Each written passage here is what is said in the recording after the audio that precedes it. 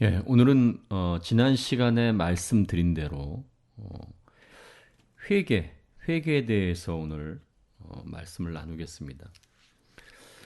오늘 주제는 회개란 무엇입니까? 라는 주제로 우리가 말씀을 나눌 텐데요. 그래서 지난주에 제가 회개에 대해서 잠깐 말씀드렸잖아요. 그것을 오늘 좀 자세하게 나누고자 합니다. 회개란 말을 원어로 좀 보면은 보통 원어로 세 가지를 우리가 그 회개라고 번역을 했는데 제일 많이 사용된 그 헬라어 원어가 뭐냐면 메타노이아라는 동사로는 메타노에오 그러죠.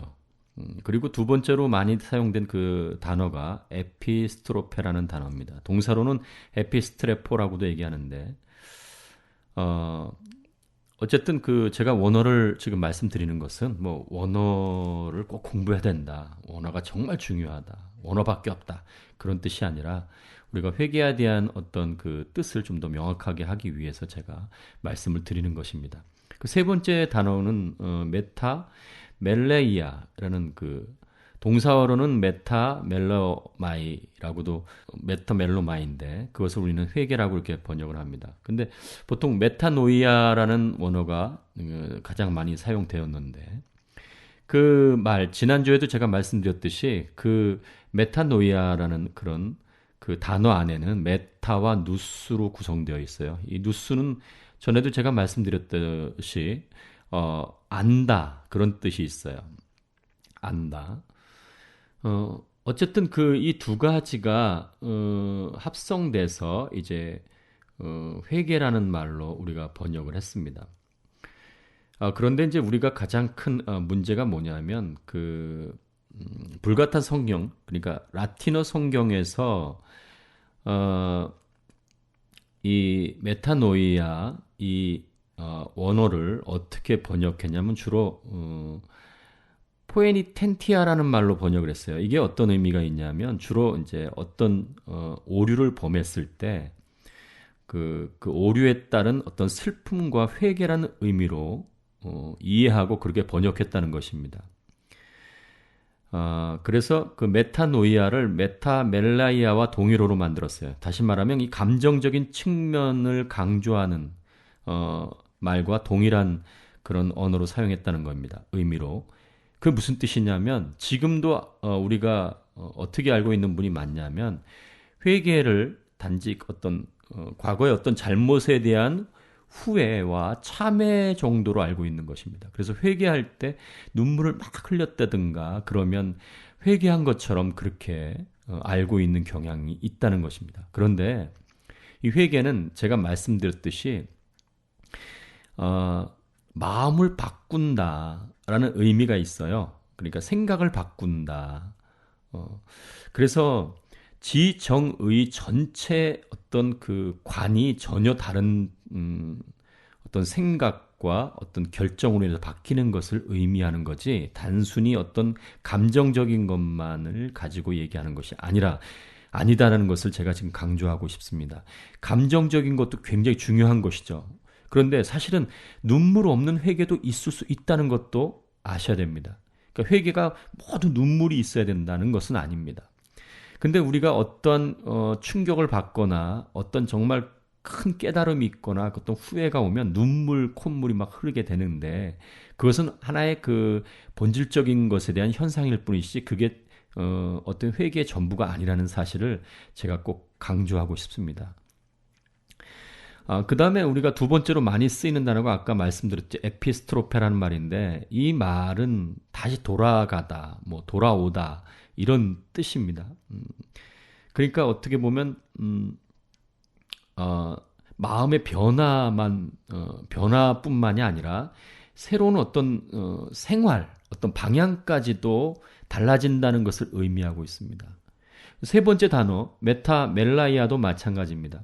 이 말의 뜻은 좀 특이한데 후에 어떤 사람들에게 걱정거리가 되었다. 뭐 그런 의미가 있는데 어쨌든 이런 말 속에서 우리가 알 수 있는 것은 뭐냐면 단순히 어떤 감정적인 어떤 과거의 잘못에 대한 후회, 참회가 아니라 어떤 전인적인 변화, 생각의 변화, 감정의 변화, 지적인 변화, 의식적인 변화, 이런 모든 것들이 한꺼번에 일어나는 것, 그것이 바로 회개다, 이렇게 말씀드리고 싶어요.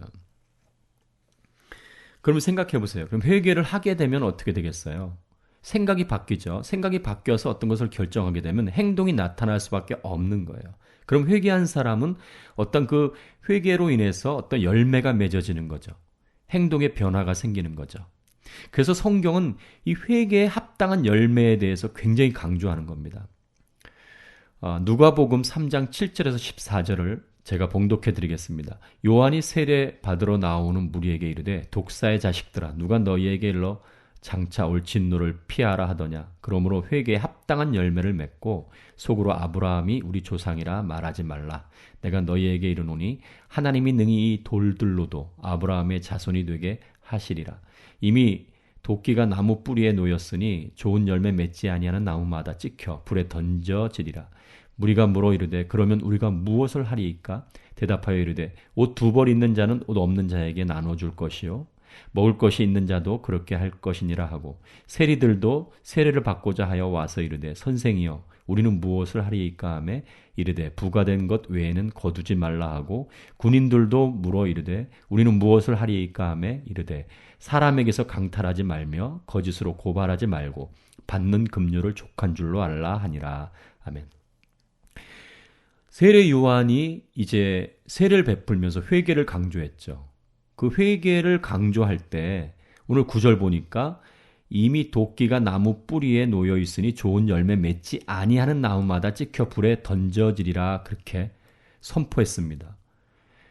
좋은 열매를 맺지 아니하는 나무는 찍혀서 불에 던지어지는 것처럼 회개는 분명히 어떤 회개가 되었을 때, 회개하였을 때는 어떤 결과, 열매들이 나야 되는데 단지 내가 아브라함의 자손이고 지금 얘기하면은 난 단지 교회 다니고 나는 집사고 나는 장로고 나 목사기 때문에 괜찮다고 얘기한다면 큰 오해라는 것입니다. 이 돌들도 능히 아브라함의 자손이 되게 한다. 하나님께서는. 그런데 회개에 합당한 열매를 보면 회개가 정말 회개를 하였는지 다시 말하면 궁극적으로 그가 구원을 받았는지 받지 않았는지도 알 수 있다. 이런 말씀입니다. 여기 지금 회개에 대한 깨달음이 있는 사람들이 세례 요한에게 묻습니다. 그러면 우리가 무엇을 하리까라고 묻습니다. 이것이 우리에게 물음이 돼야 됩니다. 회개한 사람은 그러면 이제부터 나는 무엇을 해야 됩니까, 하나님? 나는 어떻게 살아야 됩니까? 이런 물음이 있어야 되는 거죠. 각자 사람마다 역할이 있고 그 역할을 충분히 감당하는 것이 제가 전에도 그렇게 말씀드렸어요. 그 역할, 어떻게 보면 자기가 처해 있는 어떻게 보면 뭐랄까요? 직분? 아버지는 아버지, 어머니는 어머니, 아들은 아들, 딸은 딸, 부모는 부모, 자식은 자식, 선생은 선생. 이런 자신의 어떻게 보면 주어진 역할을 충분히 감당하고 최선을 다해서 감당하는 그것이 회개입니다, 사실은. 그래서 실제로 예수님을 믿고 구원을 받은 사람, 이 회개한 사람들은 새로워지는 거죠. 예전에 내가 아버지로서의 역할, 어머니로서의 역할, 자식으로서의 역할을 등한시 여기고 함부로 했다면 이제는 아버지로서의 역할, 엄마로서의 역할을 확실하게 할 수 있어야 되는 거죠.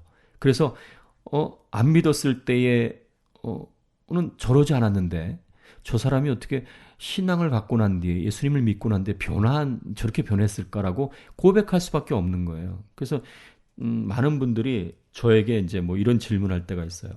목사님 저 많이 변했죠? 예전보다 많이 변하지 않았습니까? 그렇게 물으면 저는 저한테 묻지 마시고 되도록이면 가까운 사람에게 물어보라고 제가 그렇게 권면합니다. 아내면 남편, 남편이면 아내. 또 부모나 자식이 제일 가깝죠. 친구. 제일 가까운 사람에게 물어보면 그가 정말 회개했는지 회개하지 않았는지를 제일 잘 알 수 있어요. 그래서 자기가 정말 회개했는지 회개하지 않았는지 정말 자기가 구원을 받았는지 안 받았는지는 옆에 제일 가까운 사람에게 물어보면 돼요. 이렇게 물어보세요. 여기 여보 아니면 얘야 이렇게 물어보세요. 내가 교회 다니고 난 뒤에 어떻게 바뀐 거 같니? 나 어떻게 보니? 어때? 이렇게 물어보면 답이 바로 나옵니다. 바로 얘기합니다. 오늘 그 무리가 그러면 우리가 무엇을 하리이까? 이렇게 물었을 때 세례 요한이 얘기합니다.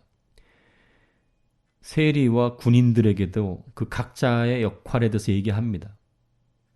우리가 주어진 일에서 양심을 따라서 말씀을 따라서 하나님의 뜻대로 정직하게 살아갈 때 그 사람은 회개에 합당한 열매를 맺은 것입니다.